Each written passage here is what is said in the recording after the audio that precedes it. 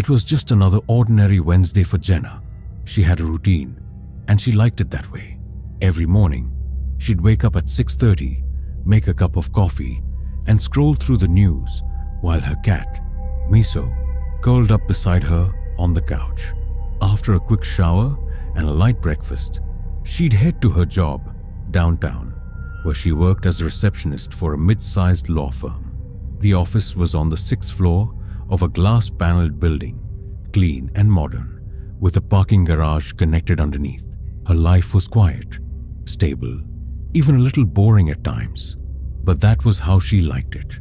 Jenna had moved to the city 2 years ago after finishing school, and though she didn't know many people outside of work, she felt safe. The parking garage was always well lit, with cameras and a security booth near the entrance. There was even a regular security guard named Mike, who nodded at her every evening as she drove out. Lately, though, something had been bothering her. Nothing serious, just a feeling.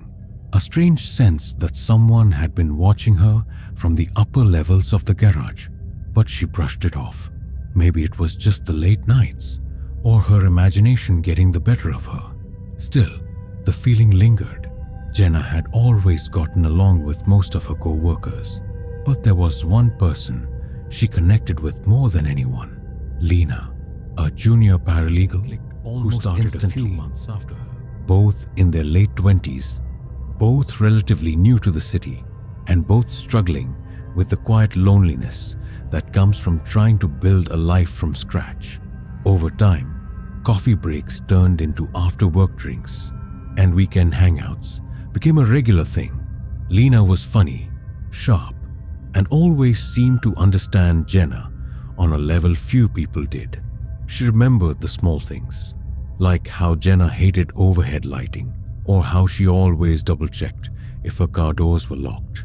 When Jenna mentioned the strange feeling she sometimes got in the parking garage, Lena didn't laugh it off. Instead, she leaned in and said, "You're probably just tired. But still, be careful. You never know these days." It made Jenna feel heard, seen, but little things started to catch her off guard. One evening, after staying late to finish some paperwork, Jenna came down to the garage and noticed Lena's car was still there, even though she'd said she was leaving early. When she texted her to ask if she was still around, there was no response for over an hour. Lena replied later, saying she'd left her car and taken a rideshare to meet someone across town. Another time, Jenna invited Lena over for dinner. While they ate, Jenna mentioned how she always parked in the same corner spot on level B3. Lena hesitated, then nodded slowly. "Yeah, I figured. I've seen your car there before." It wasn't a strange thing to say on its own, but the way she said it felt off, like she was thinking too carefully about her words. There were other moments too. A folder Jenna couldn't find that later appeared on her desk, Lena quickly locking her phone when Jenna glanced her way, or an odd look she gave when Jenna brought up the garage cameras. Jenna noticed all of it, but each time she told herself it was nothing. Lena was her friend. She trusted her. Why wouldn't she? Jenna couldn't shake the unease that had been building in her chest. It started as a low hum of anxiety, something she could push aside during the day, but by the time she reached the parking garage each night, it had grown into something sharper. She'd catch herself holding her breath as she turned the corner toward her car, her eyes flicking to the upper levels, half expecting to see someone standing still in the shadows. She told herself she was just tired, that it was the stress of month-end paperwork, but the feeling didn't go away. If anything, it got worse. Lena had started acting differently too, not in any obvious way, just small things. When Jenna tried to talk about the feeling of being watched, Lena would change the subject quickly, brushing it off with a joke. "You need a vacation," she'd say, with a laugh, but her smile never quite reached her eyes. One night, Jenna forgot her phone in the office and ran back up after reaching the garage. When she returned, she saw someone in the driver's seat of her car, just a shadowed figure. Her heart leapt into her throat. She called out before rushing forward, but by the time she got there, the car was empty. The door was unlocked, but nothing was missing. No sign of a break-in. She wanted to tell Lena, but something stopped her. Part of her didn't want to see that look again, the one that said you're imagining things. At work, Lena seemed distracted. She was quieter, distant. Once, Jenna walked past the break room and caught Lena talking softly on the phone. She paused outside the door and heard her say, "No, she hasn't figured it out yet." The words froze Jenna in place, but when Lena stepped out moments later and smiled at her like nothing was wrong, Jenna didn't say a word. Maybe she'd misheard. Maybe it wasn't even about her. Jenna started checking her car every evening before getting in, peeking in the back seat, making sure the doors were locked. But she still couldn't decide if she was being careful or paranoid. The worst part wasn't the fear, it was the doubt. It happened on a rainy Thursday night. Jenna had stayed late again, helping organize files for a big client meeting the next morning. The building was mostly empty by the time she finally packed up. The soft hum of the elevator and the occasional creak of the building settling the only sounds left. As she stepped into the parking garage, the fluorescent lights buzzed overhead, casting long shadows across the concrete. Her car was parked in its usual spot, corner of B3. She moved quickly, the echo of her heels bouncing off the walls. But as she reached for her keys, she froze. Her car door was slightly open. Her pulse quickened. She approached cautiously, heart pounding in her ears. Inside, on the passenger seat, was something that hadn't been there before. A flash drive, no note, no explanation. Just the small black device sitting in plain sight.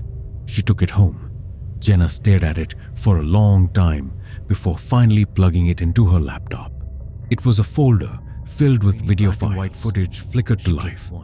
It was security footage of her parking, walking to her car, sitting behind the wheel.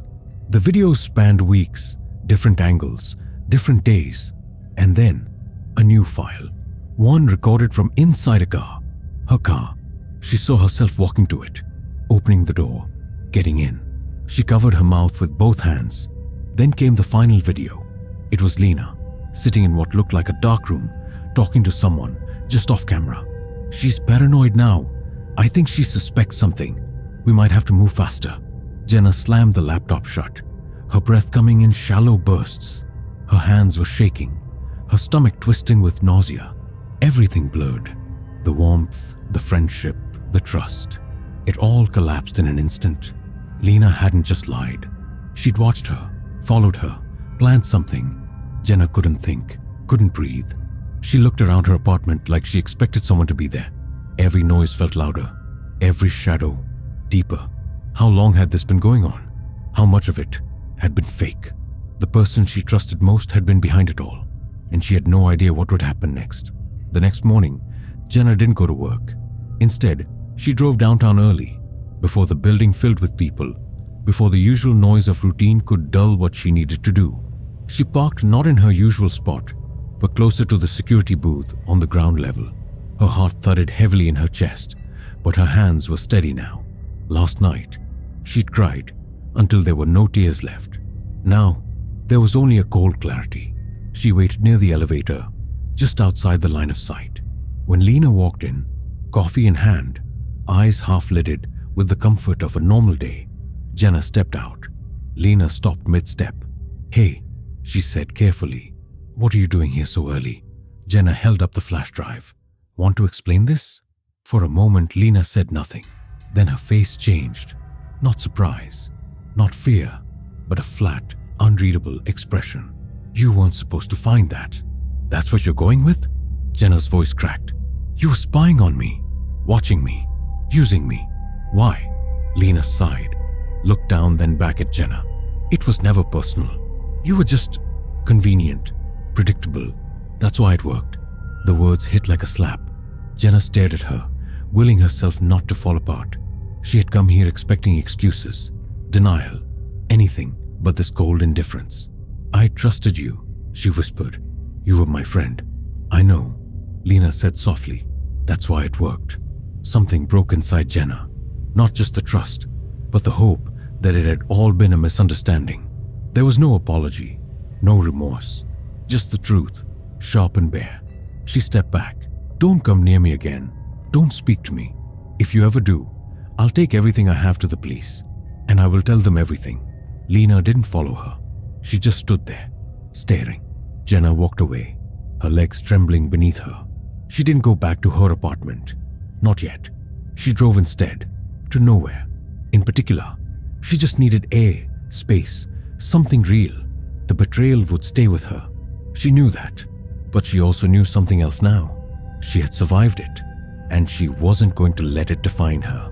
Looking back, Jenna still wasn't sure when exactly the shift happened, when friendship turned into something calculated, when warmth became a mask. Betrayal doesn't always come like a storm. Sometimes it creeps in slowly, wearing the face of someone you love, someone you trust.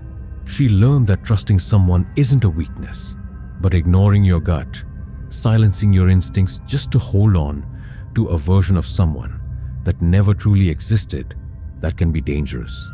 In the end, what hurt most wasn't the surveillance or manipulation. It was realizing how easily someone could fake care. But even in that pain, Jenna found something valuable. She found her own voice, her own limits, and the courage to walk away from something toxic before it consumed her. Sometimes, betrayal isn't the end.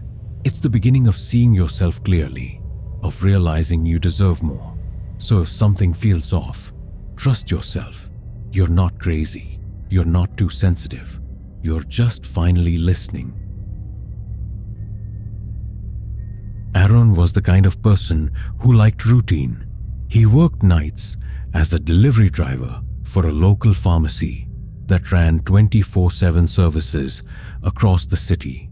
Most of his shifts ended around 2 or 3 a.m., and after dropping off the company van at the main building, he'd walk across the quiet downtown block to the underground parking garage where his personal car was kept. The garage was never busy at that hour. It was cold, mostly silent, except for the occasional sound of water dripping from the ceiling or the hum of the fluorescent lights above.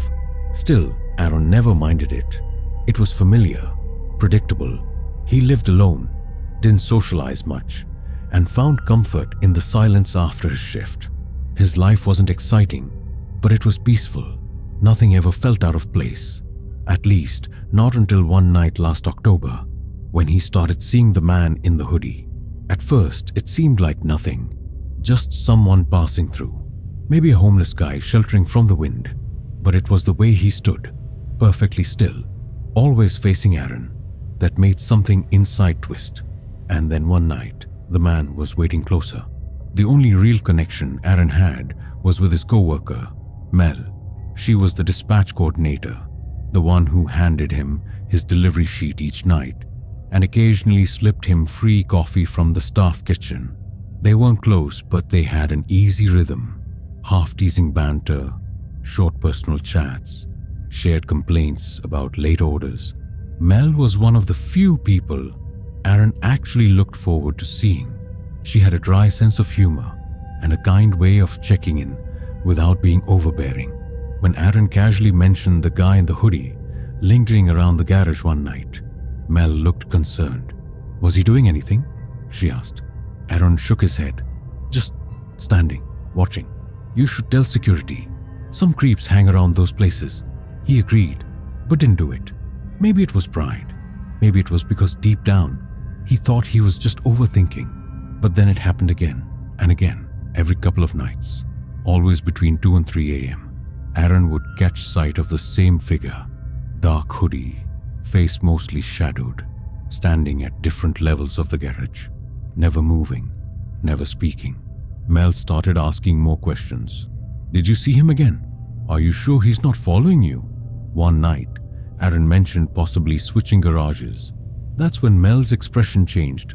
She hesitated, just for a second, but it was enough to notice. "I don't think that's necessary," she said quickly. "It's probably just a coincidence." The response struck him as off. Why would she care where he parked? Later that week, his car had a flat tire. No sign of nails, just slashed, quiet, clean. He asked Mel if she had seen anything on the building cameras. She smiled tightly, They've been glitchy lately. I doubt they caught anything. Aaron couldn't let it go. Something about Mel's reaction, the repeated sightings of the hooded figure, and now the tire. None of it sat right with him. He began parking his car in different spots on different levels, hoping to throw the man off if he was being watched. Some nights the man wouldn't appear, but on others, he'd be there. Closer, always closer. Aaron started noticing other things too. Small scratches on his driver's side door, his rear view mirror tilted the wrong way, his glove box open when he swore he'd closed it. And Mel? She started acting strange. She was always there when he came in, but would sometimes disappear without saying goodbye. Her phone calls became more frequent and hushed. Once, Aaron overheard her say, "He's starting to ask questions." He ducked out of view before she saw him. The tipping point came one night when he stayed behind after his shift and hid near the stairwell in the garage. He wanted to see for himself. Sure enough, just before 2:30 a.m., the man in the hoodie appeared on level 3. But this time, he wasn't just standing. He was holding a crowbar. Aaron's breath caught. He didn't move, didn't blink, just stared as the man walked slowly toward the area where he normally parked. The man bent down, looked around, then pulled out a small object, something metallic, and began tampering with a nearby car. Aaron called out, his voice sharp. "What the hell are you doing?" The man bolted without a word, vanishing into the stairwell.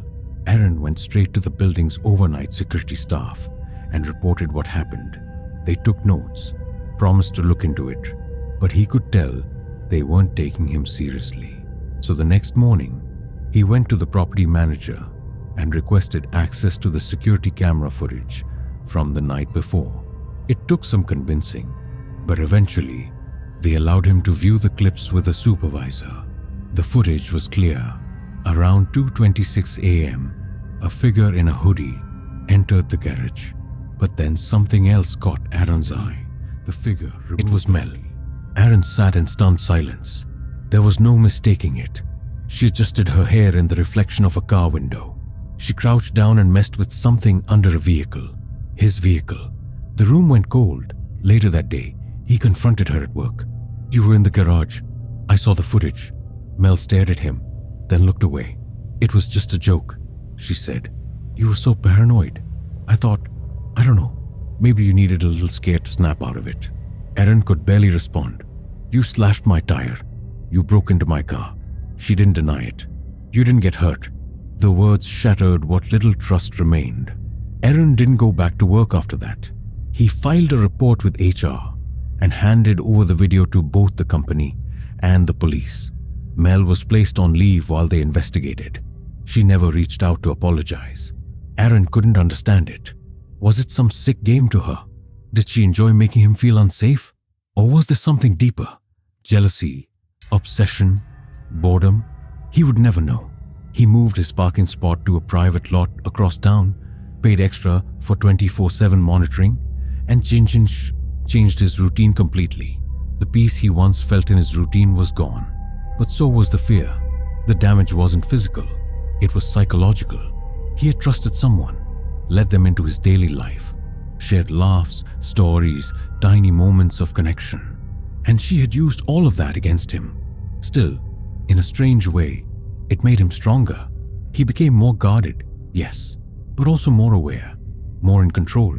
Some nights he still glanced over his shoulder as he walked to his car. But now, if anyone was watching, they'd see a man who wasn't afraid anymore. Aaron never would have expected betrayal to come from someone he joked with every night. Someone who handed him coffee and asked about his weekend. That's the thing about trust. It's rarely broken by strangers. It's the familiar faces that hurt the most. Looking back, the warning signs were there. The odd expressions, the offhand comments, the way Mel downplayed his concerns. But when you trust someone, you don't want to believe they could hurt you, not intentionally.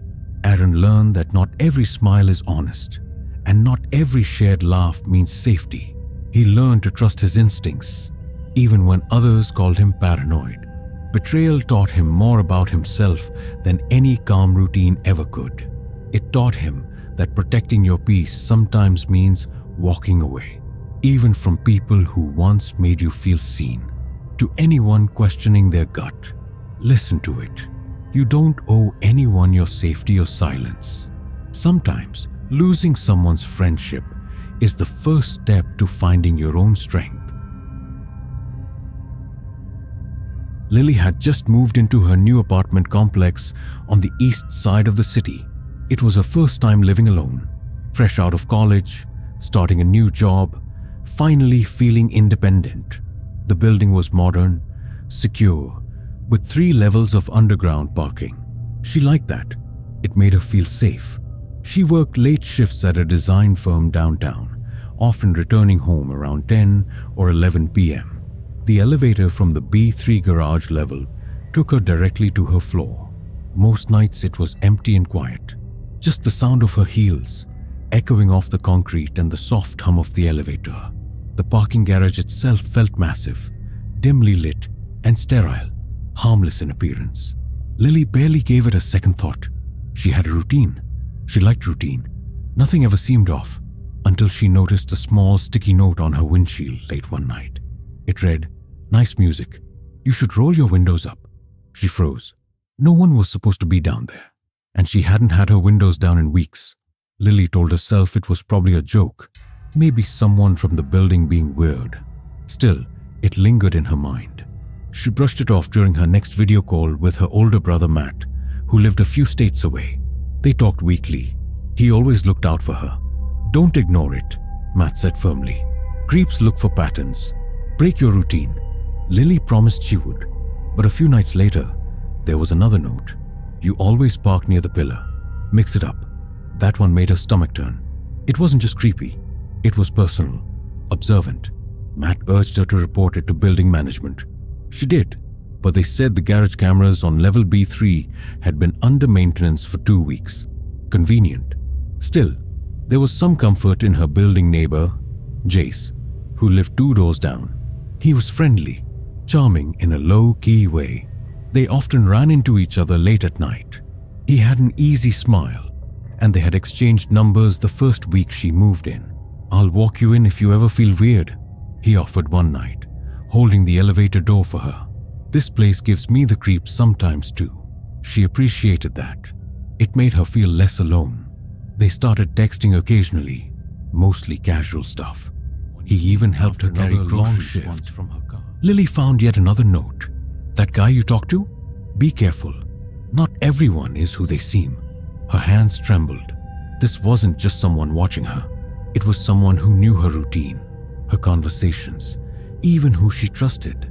And suddenly, even Jace's kind gestures felt different.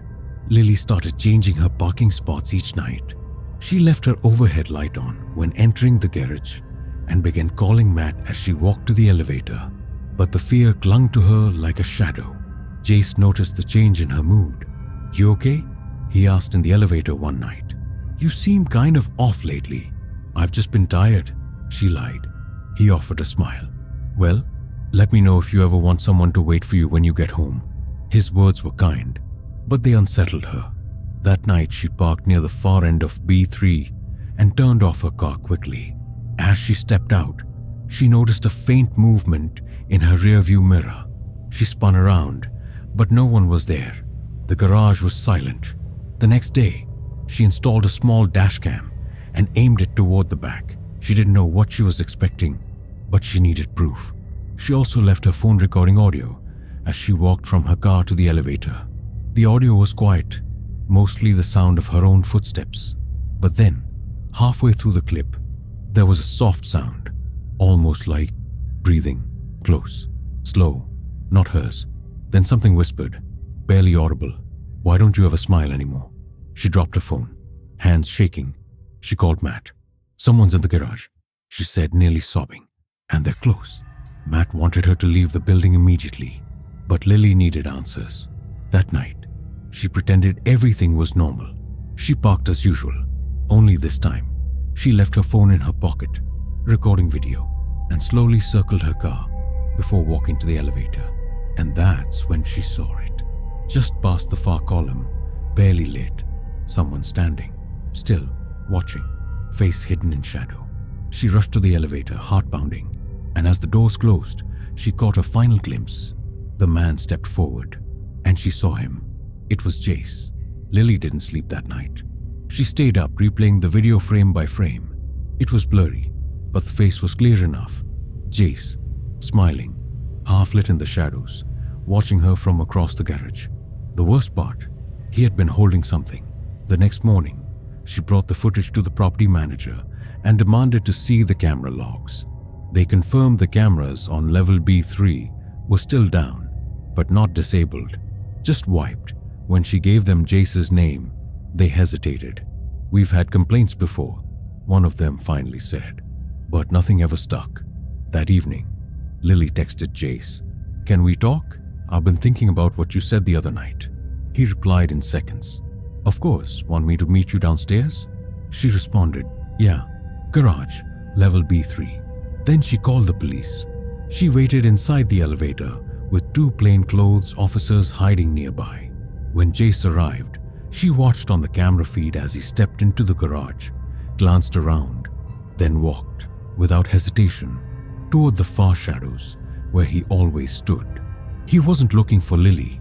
He was assuming his position. When the officers confronted him, he resisted, fought back, but they got him in cuffs.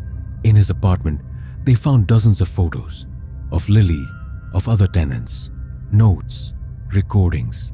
He hadn't just been watching her. He had done this before. Jace was charged with stalking, harassment, and illegal surveillance. His apartment had been rigged with small devices, some of them aimed at hallways and even facing into vents. Lily moved out 2 weeks later. She couldn't unsee what she saw, couldn't unhear that whisper in the garage. She started therapy shortly after. For a while, she couldn't be alone in a parking lot without scanning every shadow, every car to help her move.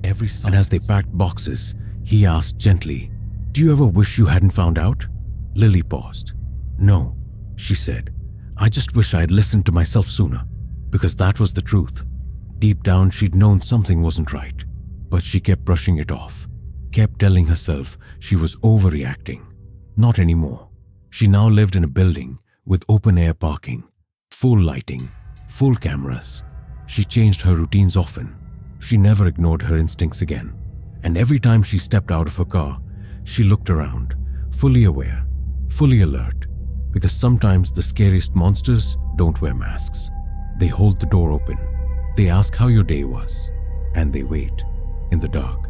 Lily's experience left a mark she'll carry for the rest of her life. Not just fear, but awareness.